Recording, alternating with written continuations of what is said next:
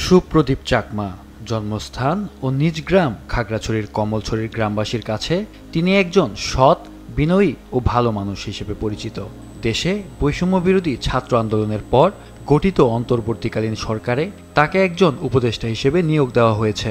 ১৯৬১ সালে খাগড়াছড়ির কমলছড়ির পাইলটপাড়ায় জন্মগ্রহণ করেন তিনি। ঢাকা বিশ্ববিদ্যালয়ের মার্কেটিং বিভাগের ছাত্র ছিলেন সুপ্রদীপ চাকমা। মাস্টার্স ডিগ্রি নেওয়ার পর তিনি সপ্তম বিসিএসে উত্তীর্ণ হয়ে চাকরিতে যোগ দেন।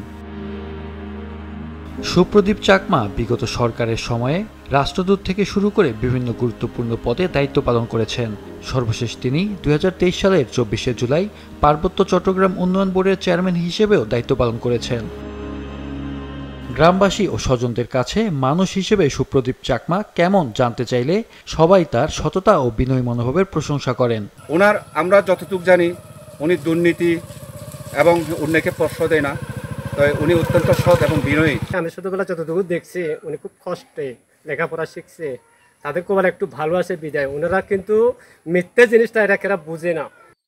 তবে সরজমিনে দেখা গেছে চাষাবাদের জন্য সুপ্রদীপ চাকমার কিছু ভূমি থাকলেও নিজ গ্রামে কোনো বাড়ি তৈরি করেননি এ সৎ ও বিনয়ী উপদেষ্টা। উনি এমন সাদাসিধে জীবনযাপন করতেন বা করছেন যে উনি পৈতৃক বিটার মধ্যেও কোনো বাড়িঘর করেন নাই। পাইলটপাড়া কমার্শিয়াল এলাকাবাসী অনেক গর্বিত। ওনার অন্তর্বর্তীকালীন সরকারের সদস্য হয়ে আমরা অনেক আনন্দিত।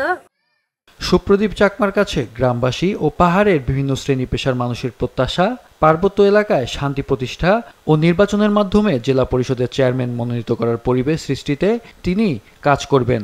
আমাদের ৩ পার্বত্য জেলার শান্তি চুক্তি যাতে বাস্তবায়ন হয় ওনাদের আমলে এবং পার্বত্য জেলা পরিষদ বাস্তবায়ন হোক, এটাই আমরা কামনা করি। আমরা তো এখানে অনেক বছর যাবো না, এখানে আসছি হাজার বছর যাবো। আমরা কেন নিগোষ্ঠী আমরা এখানে হব? আমরা আদিবাসী, আদিবাসী আমাদের স্বীকৃতি চাই।